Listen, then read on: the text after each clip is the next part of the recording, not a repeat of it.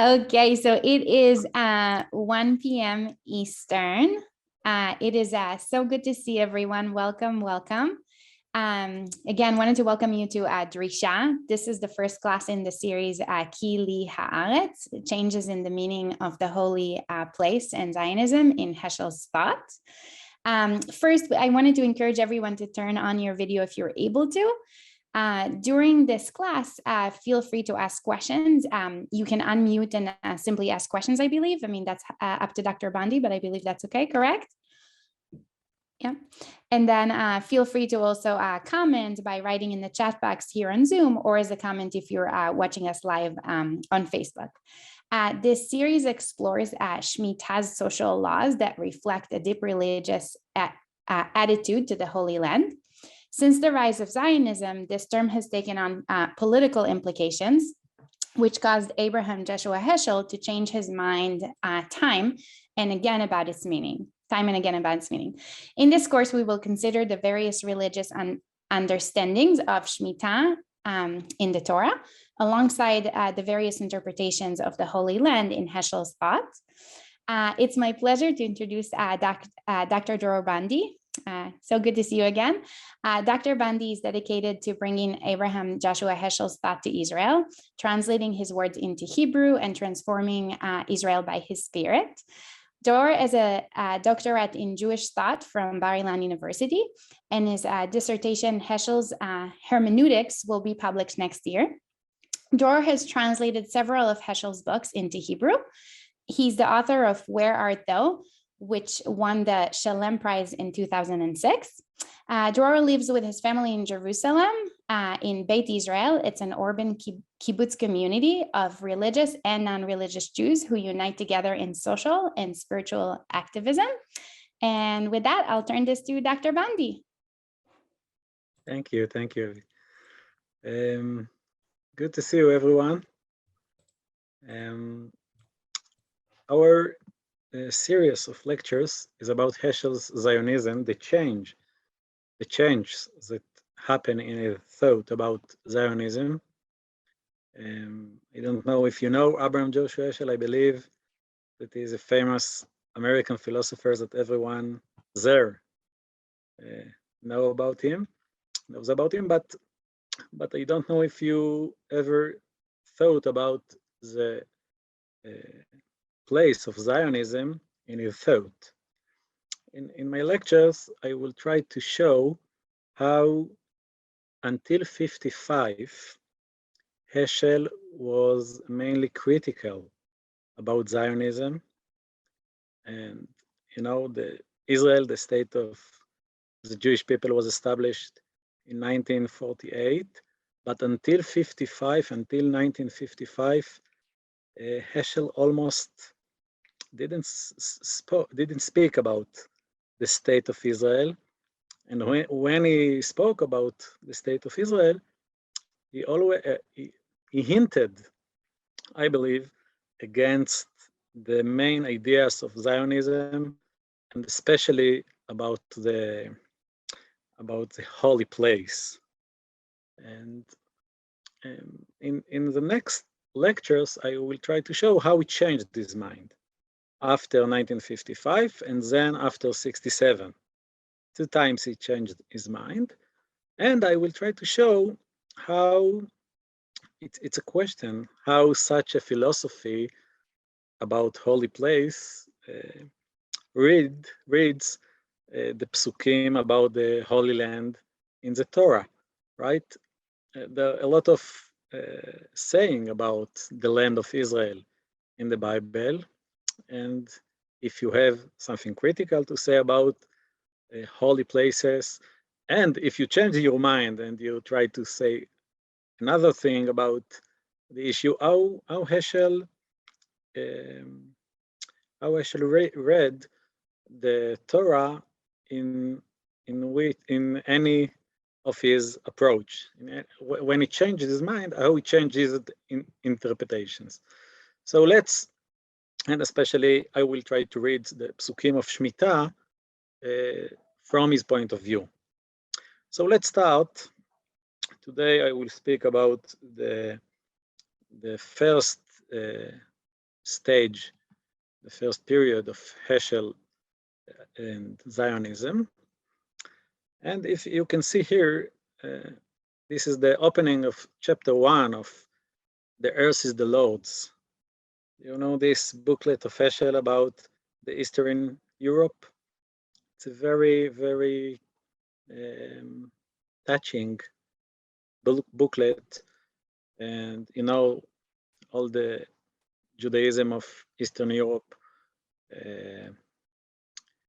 was murdered in the Holocaust.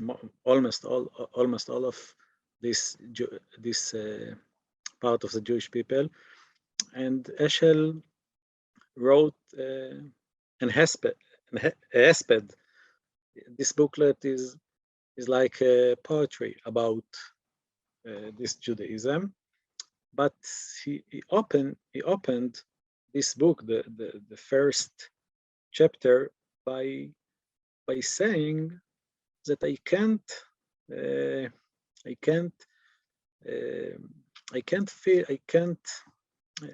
have to say that the very year in which these paragraphs were published, 1949, and maybe were written a year before, in the very year of the establishment of the State of Israel, I can't ignore how Heschel hinted by this opening, by these sayings about the Eastern Europe Judaism, how he hinted by this what he think about the new place of the Jew, the State of Israel. Noah, can you help us read as usual? I'd love to. So, thank you. Okay. The Earth is the Lord's, 1949, the opening of chapter 1. Okay. Most of us succumb to the magnetic property of things and evaluate events by their tangible results. The truth, however, is that the genuinely precious is encountered in the realm of time rather than in space. Feeling, thoughts are our own, while possessions are alien and often treacherous to the self. To be is more essential than to have. Pagans exalt sacred things. The prophets extol sacred deeds. The most precious object that has ever been on earth were the 2 tablets. But when Moses saw the people dance around the golden calf, he cast the tablets out of his hand and broke them before their eyes. The Jews in Eastern Europe lived more in time than in space. It was as if their soul was always on the way, as if the secret of their hearts had no affinity with things. Thank you so much. You know, when I read this last line of Heschel about, yes, the Jews in Eastern Europe was always on the way,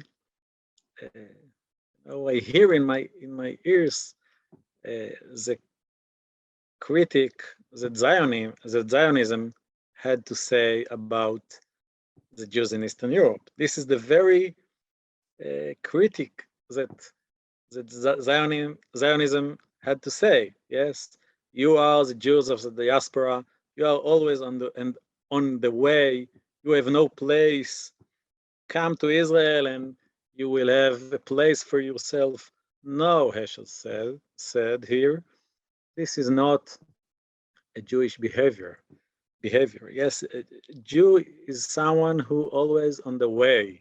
Yes, this is our pride. We are no people of space. We are people of time. Yes, this is before the Sabbath. Yes, the Sabbath is only 2 years later. This will be the main saying of the book, the Sabbath. Yes, the contradiction between time and space, but already here in the earth is the Lord's. Yes, the earth is the Lord's. The earth is not of the Jews. The earth is the Lord's. This is a saying in 1949 about a hint about the state of Israel, right? We are not only pagans are people of things. We are the prophets, extol secret deeds. We are looking for time, not for space. Yes, this is the heart of Judaism, according to Heschel.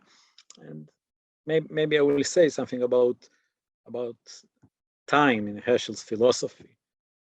You know, he tried in the Sabbath to contradict between time in Western philosophy and time in the Jewish philosophy. Yes, in the Western philosophy, maybe I will use the famous understanding of time, the classic understanding of time.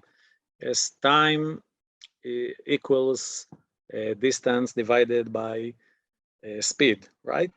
This is the classical understanding of time. Yes, time equals distance divided by speed. What is the philosophy of this understanding?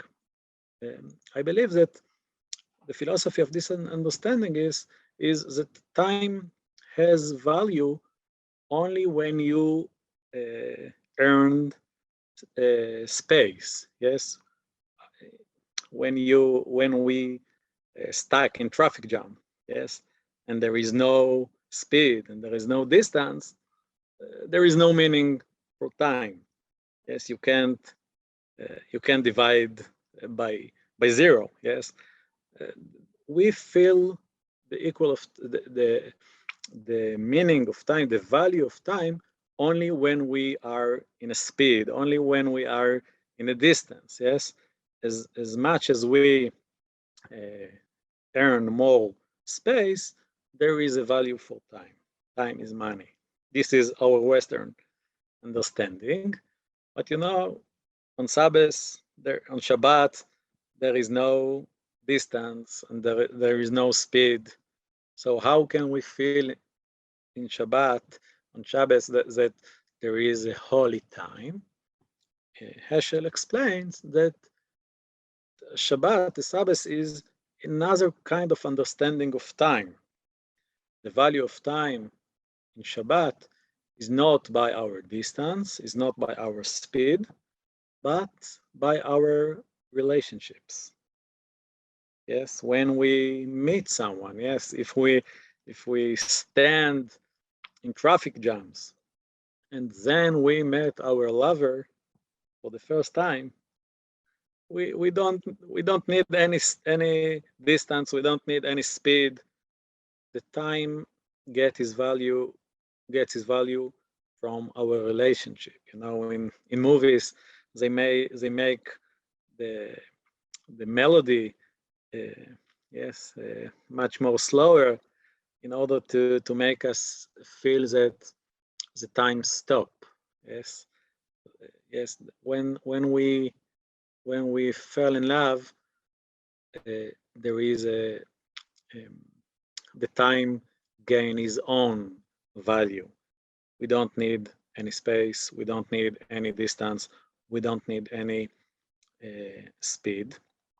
And this is the value of time in Shabbat. Yes, we sit together, all the family around the table, we meet each other. When we don't walk, we don't look at each other by the point of view of working, but we can meet each other, and then the time has his own value. And of course with God. Yes, this is the all understanding of creation, to see the world, to see nature as by the relationship with God. This is not only tree, this is a tree that God creates now. So this is part of relationship.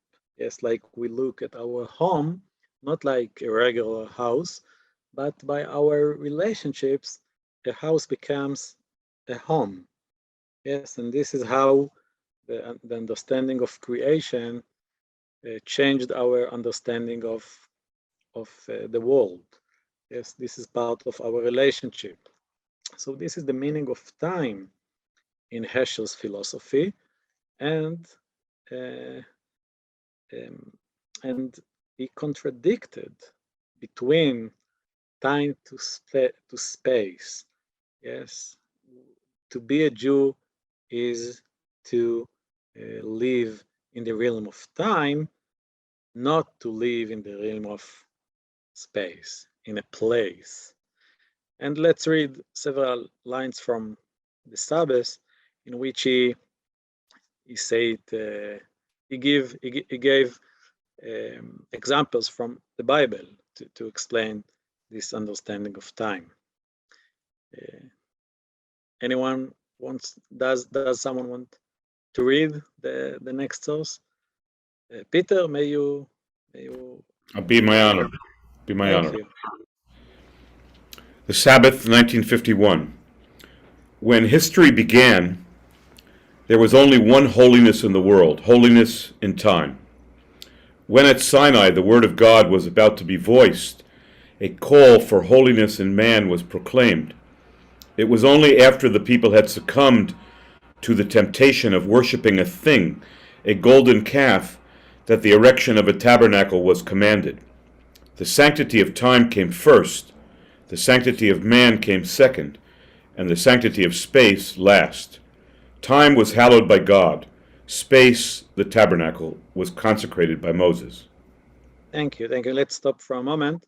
Yes, you can see in this interpretation of Heschel of the Mishkan, yes, that according to his understanding, if there was no the golden calf, there was no holy place. Yes, in HaAretz Dibrot, in Mount Sinai, there is no Eretz Israel. There is no a commandment to build a temple. Yes, there are only commandments about relationships, about time. Yes, the main part of HaAretz Dibrot, the 10 Commandments in Sinai is about the Sabbath. This is the main part of the 10 Commandments. This is what God want us to do, to how God wanted us to live by time. Only when we worshipped the golden calf, God understood that He has nothing to do. Okay, go to the land of Israel. This is your level. You need the golden calf, so take Aron Abrit. Yes, take a holy place. Yes, this is your level of spirituality. So I will have to but as Heschel ended, this sanctity didn't come from God.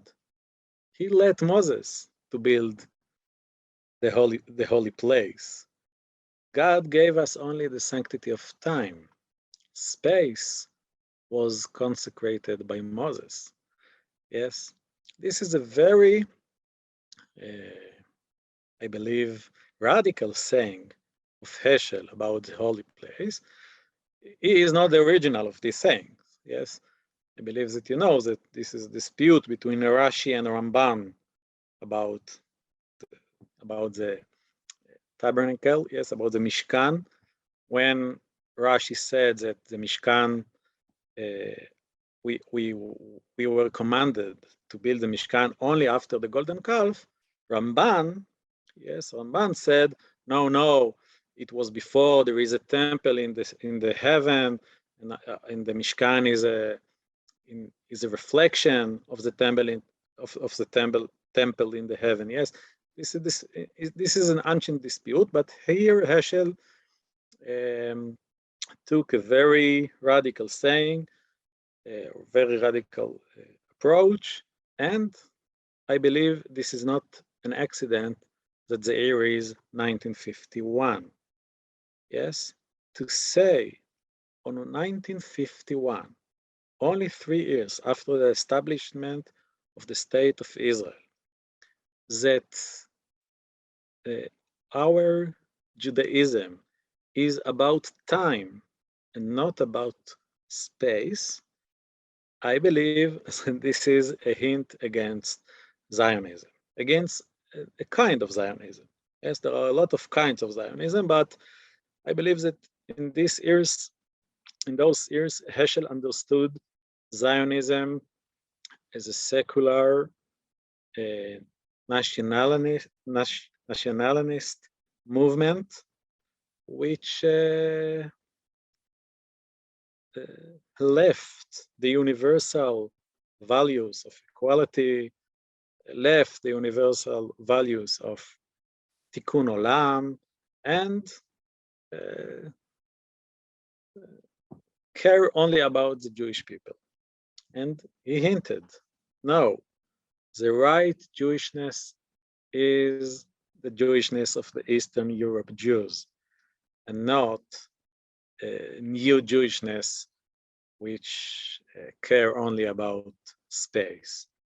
Let's read another paragraph. Peter, may you continue? May. Thank you. The festivals of ancient peoples were intimately linked with nature's seasons. They celebrated what happened in the life of nature in the respective seasons.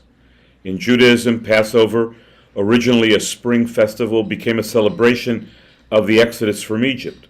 The Feast of Weeks, an old harvest festival at the end of the wheat harvest, Chag HaKatzir, Exodus 23:16, 34:22, became the celebration of the day on which the Torah was given at Sinai. While the deities of other peoples were associated with places or things, the God of Israel was the God of events. Thank you. Thank you. And as you know, Zionism changed the meaning of these festivals. Yes, if you would come to kibbutzim in the 50s, you will meet a very, yes, you will meet a very, another kind of Feast of Weeks. Yes, they brought back the pagan celebration of the festivals of the nature. Yes, they made a celebration for the land, for the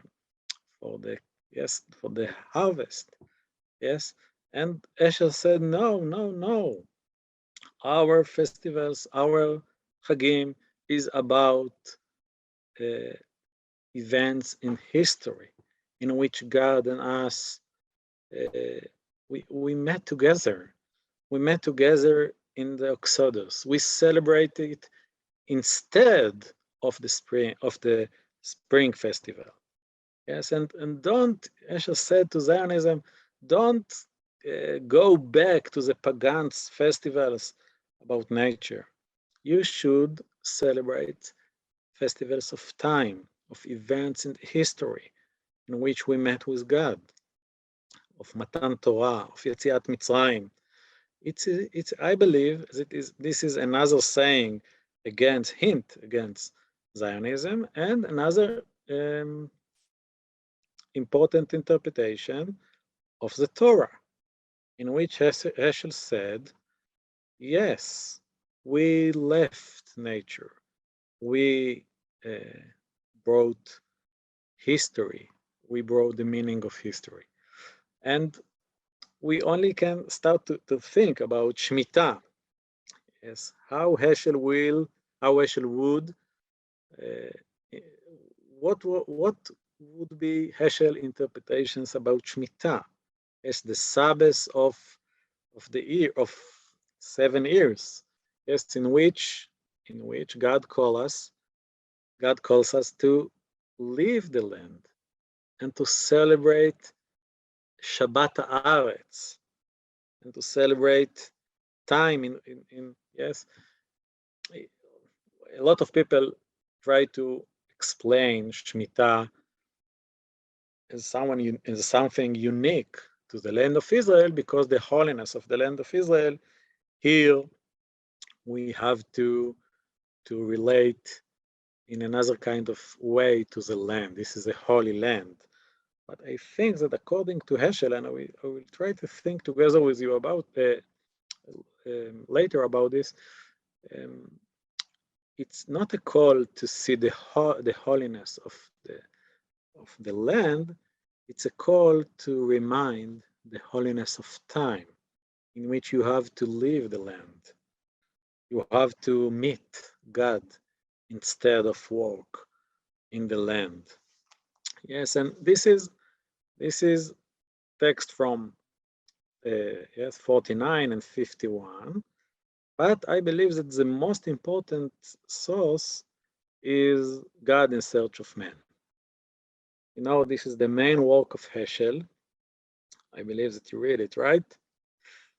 Anyone remember, yes, you know, the subtitle of this work, of this book, God in Search of Man?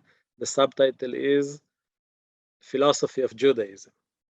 Yes, if you would write a book in 1955, which its subtitle is the Philosophy of Judaism, what was, you know, how many pages you would write about the state of Israel? How many pages you would write about the land of Israel? This is the main work of Heschel, which was published in 1955.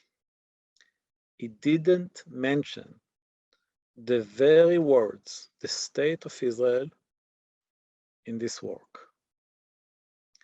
And the land of Israel was mentioned only in the very last pages of the book.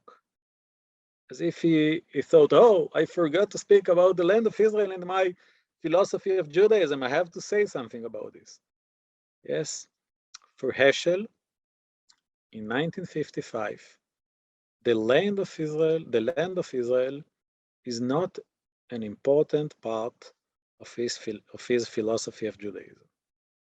Yes, I think, yes, sometimes you don't learn from what someone writes, but from what someone didn't write. Yes, and he didn't write about the state of Israel. He didn't mention in its name the state of Israel, and he almost didn't mention the land of Israel. But in this last page of this work, he suddenly reminded that he has to say something about the land of Israel, and maybe to hint something about the state of Israel. And let's see what he wrote. It's not it's a complicated paragraphs. Let's think together about them. Another one wants. Does someone else want to read? Anyone?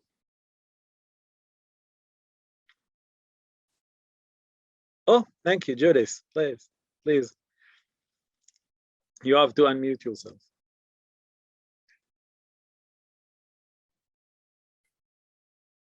God in Search of Man, the last pages, 1955.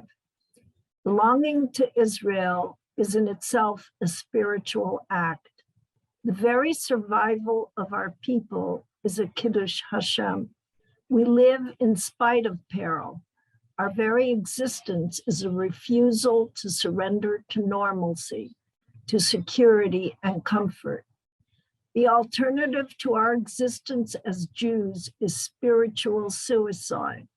Jewish faith consists of attachment to God, attachment to Torah, and attachment to Israel. There is a unique association between the people and the land of Israel. Even before Israel becomes a people, the land is preordained for it. What we have witnessed in our own days is a reminder of the power of God's mysterious promise to Abraham and a testimony to the fact that the people kept its promise. Quote, "If I forget thee, O Jerusalem, let my right hand wither." Psalm 137, verse 5. The Jews in whose heart the love of Zion dies, is doomed to lose his faith in the God of Abraham, who gave the land as an earnest of the redemption of all men. The people of Israel groaned in distress. Out of Egypt, the land of plentiful food, they were driven into the wilderness. They were almost ready to stone Moses. But after they had worshiped the golden calf, when God had decided to detach himself from his people, not to dwell anymore in their midst, but to entrust an angel with the task of leading them out of the wilderness to the promised land, Moses exclaimed, "If thou thyself dost not go with us, take us not out of the wilderness." This perhaps is the secret of our history, to choose to remain in the wilderness rather than to be abandoned by him.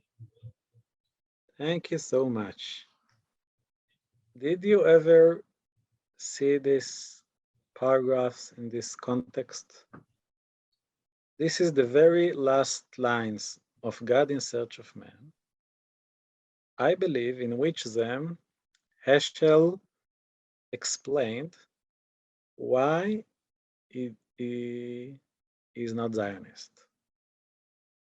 Yes, a Jew can't forget Jerusalem. Yes, we have to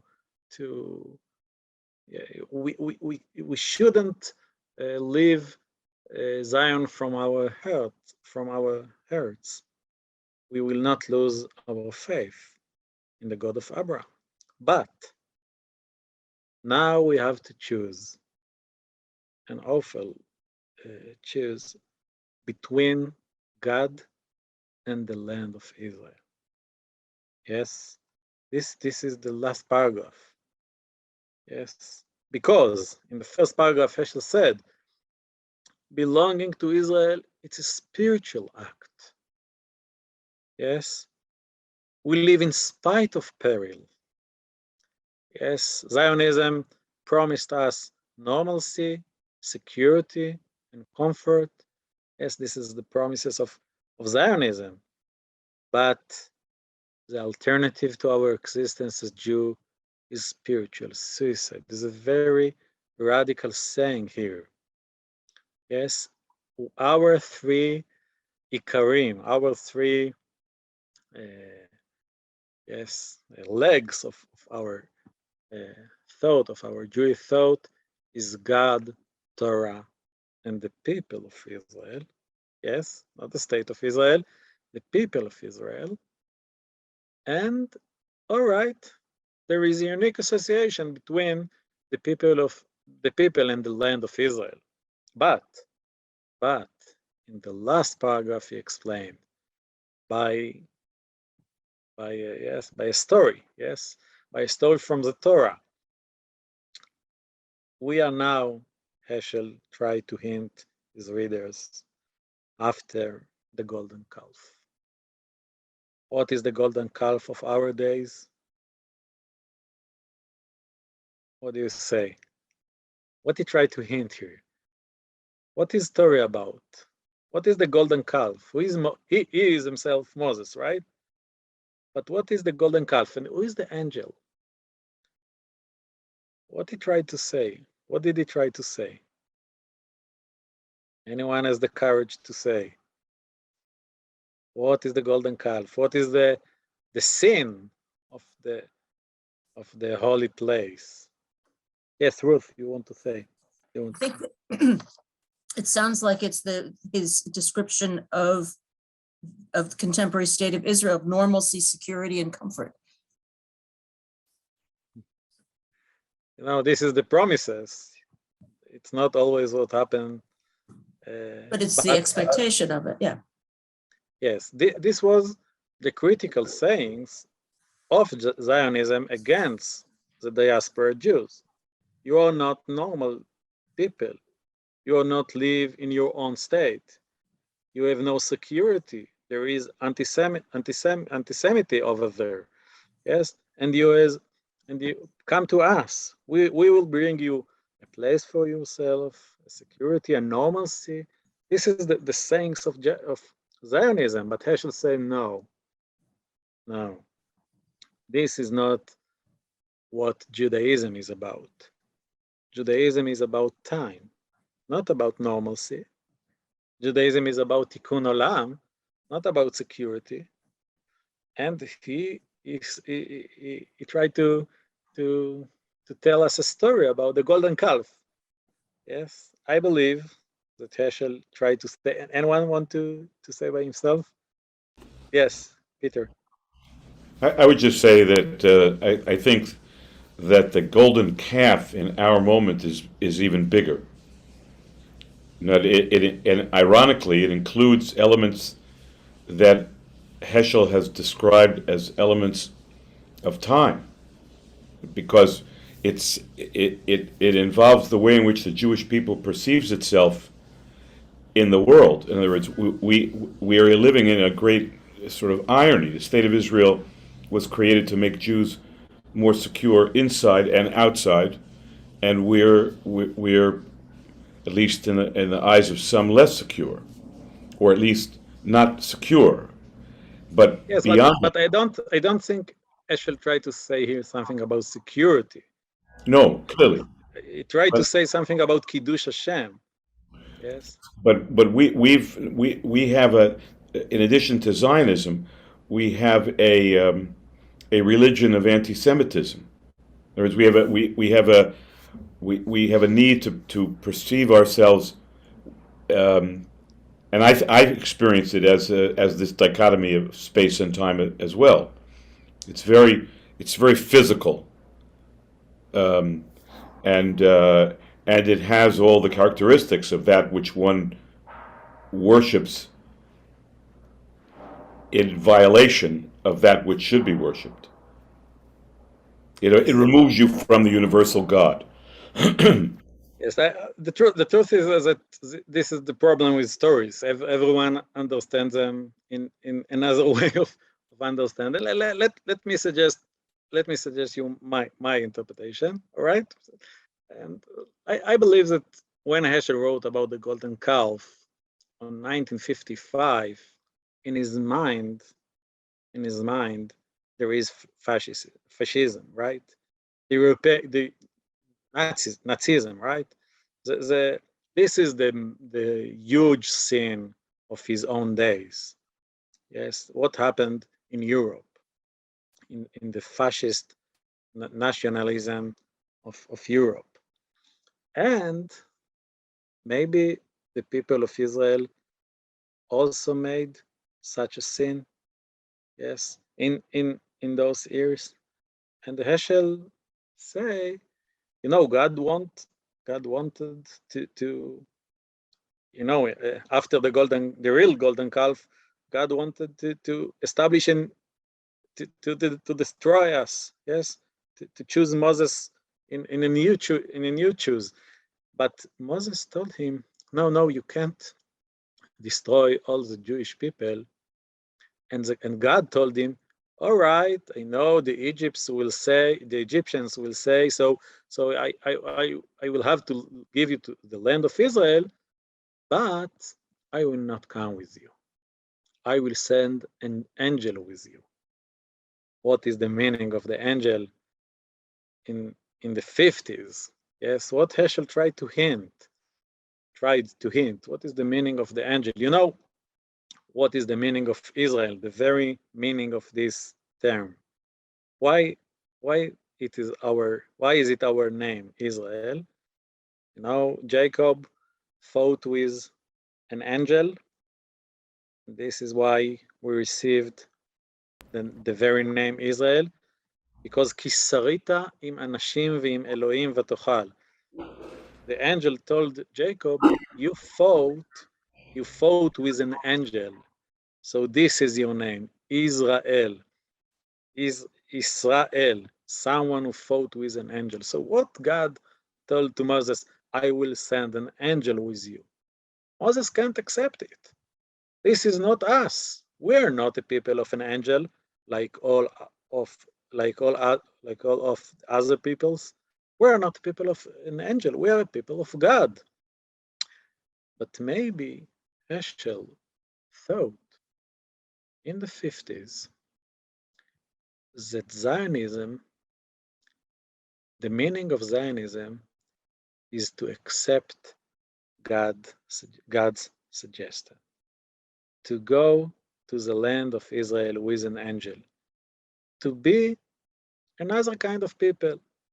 You know, the French has their own land, the British, all of the world is created from peoples who has an own angel.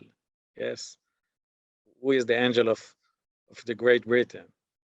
Soccer, football. Yes, who is the angel of every nation have its own angel, and you will also have an angel.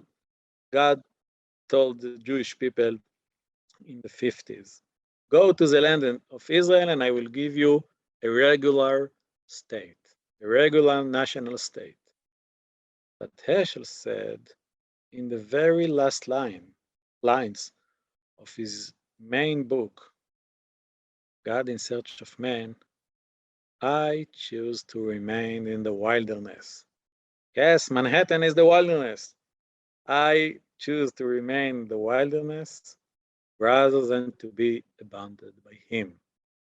Because if it is a state of a space, this is not a state of God. This is not a deep Jewish state.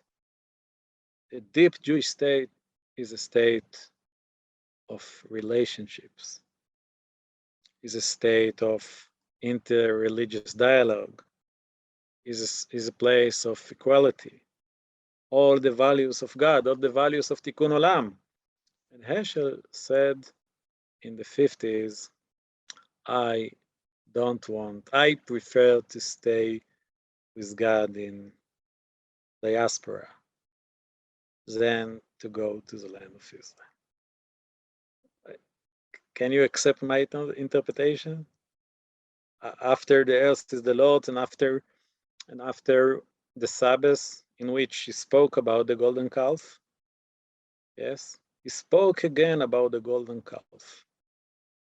And okay, there is a new suggestion of God. Don't worship. If you worship the golden calf, it is not a Mishkan. I will send it is, yes, Heschel goes back here to the first suggestion of God. This is not a Mishkan. This is he could tell a story about the Mishkan, and then he may hinted that the new Jewish state is a Mishkan. No, he went back to the story, to the first suggestion of God about the angel, and he ended his book with the saying, I choose to remain in the wilderness because Zionism is the new angel. This is not a state of God. Whoa, what do you say? I will show in my next lectures how Heschel changed his mind. If you are Zionist, you will love the next lectures.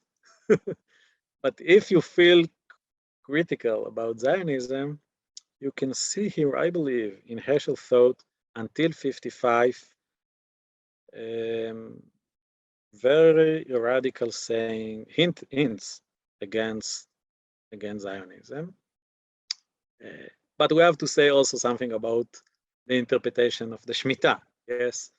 So how Heschel would read the psukim of Shemittah? I brought you here the psukim from Vayikra 25 about the Shemittah, and the translation of JPS. I don't accept all this translation. Yes, translation is interpretation, but let's read. Yes. When you enter the land that I assigned to you, I didn't choose that a sign is the good translation. Maybe Heschel would stress I. When you enter the land that I give you as a gift, not a sign, that I give you as a gift. Yes, אשר אני נותן לכם, the land shall observe a Sabbath of the Lord. I don't sure about this translation, not about observe and not about of the Lord. Yes, ושבתה הארץ שבת להשם. It's not only observe.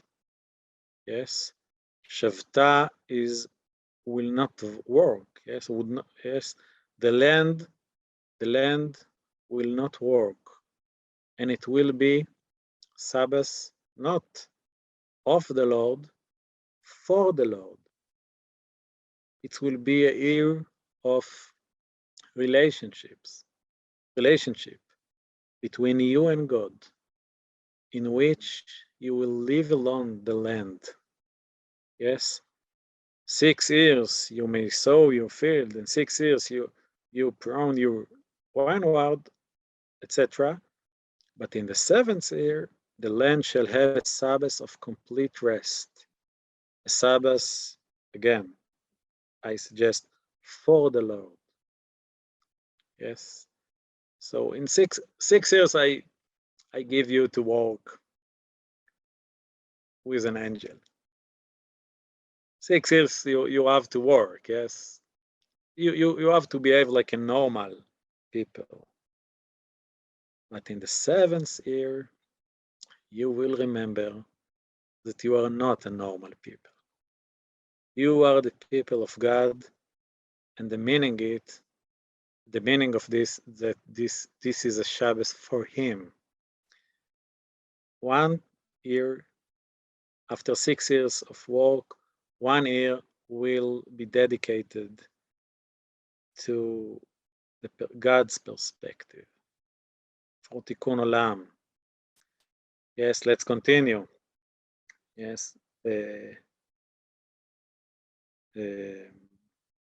You and your male and female slaves, the hired and bound laborers who live with you, and your cattle and the beasts in your land may eat all its yield. Yes, there will be equality in the 7th year. There will be no slaves. There will be no difference between human beings and beasts.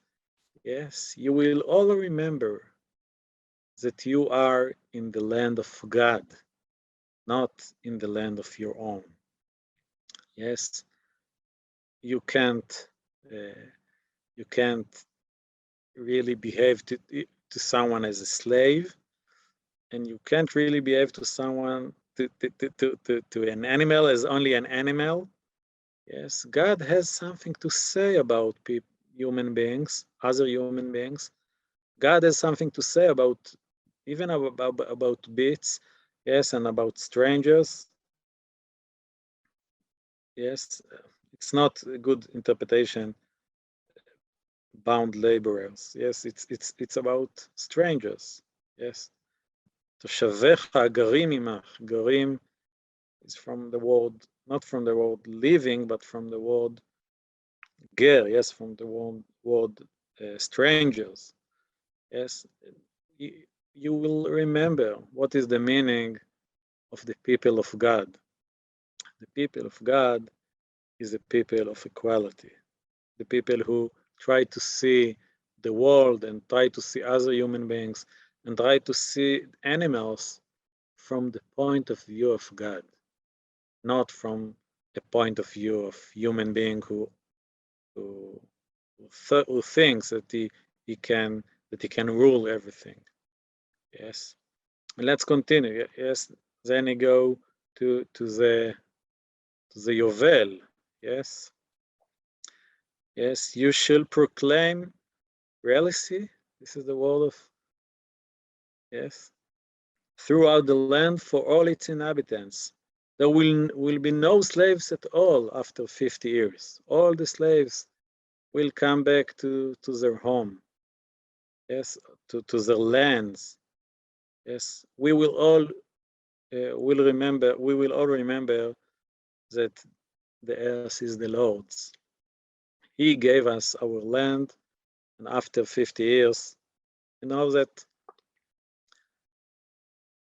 yes, this month we will celebrate 49 years to Heschel's death. Yes, he perished 49 years, before 49 years. So this is Shnat HaYovel for Heschel next year. And we will have to remind what he tried to teach us. Yes, let's continue. And this is another lines from this chapter.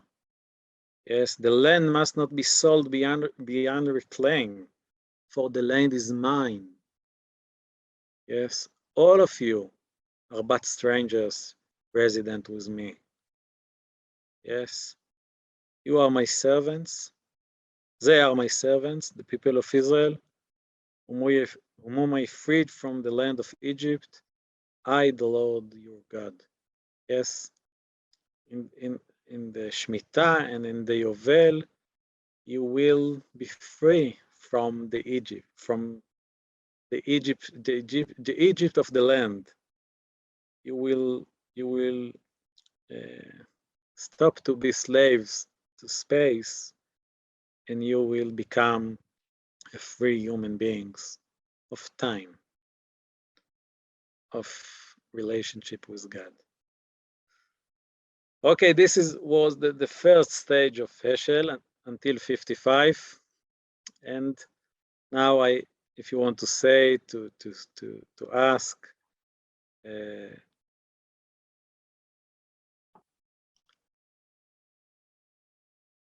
anyone want to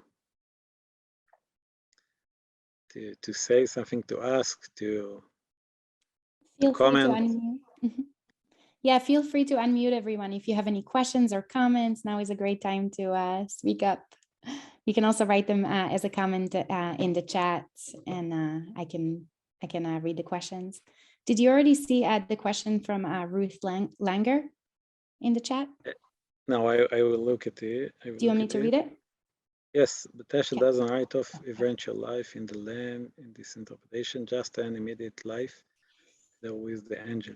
This is, of course, is the end of the book. But yes, what is your question, or what you try to say? What did you try to say? Basically just pointing out that interpretation, or your interpretation, his interpretation of Exodus in God in Search of Man is really picking up a moment in the story which one doesn't usually think of when one thinks of that interchange between God and Moses. And because I always see that interchange, I'll put it in the first person, as a step towards God's relenting and going with them to the land. And of course, that's the trajectory of the narrative of Torah, is that they do eventually get there. So it's you know, he ends the book though with this picking up he drops it in the middle of the story essentially. Yes, you know, this is what rabbis do. Yes, they pick. He is a rabbi. Yes, of course, so it's a drosha. It's powerful in that sense, but it also leaves the transformation also part of the interpretation. So that in a sense, he's not writing, it doesn't look like he's writing off the potential of a better version of Zionism, I guess. But he didn't write about a better version of Zionism. Do it here. Yeah. Until 55. He didn't suggest any alternative. He didn't write about Zionism. Only just these hints. But I will show in the next lectures how we tried to suggest new versions, another version of Zionism. Yeah, so I guess what I'm asking is he struggling with Zionism or is he rejecting Zionism at this point? let's start by, if I will say something about his biography, you know, when he understood that he has to leave Europe, yes, when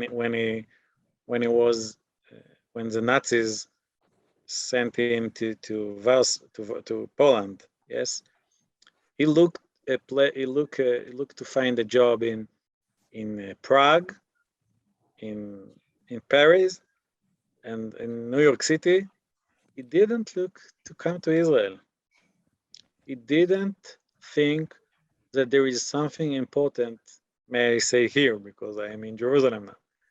He preferred to go to the important place of the Western philosophy. He understood his Jewish task is to change the world, to help to recover the Western philosophy, the Western civilization. He chose to live in Manhattan in order to contribute a Jewish perspective to the fight against racism, to the fight against nationalism, and he didn't come to Israel, and he didn't speak about Israel. This is much more radical saying than to say something, I believe. Mhm. But he changed his mind after his first visit here. This will be my next lecture. Yes, anyone else?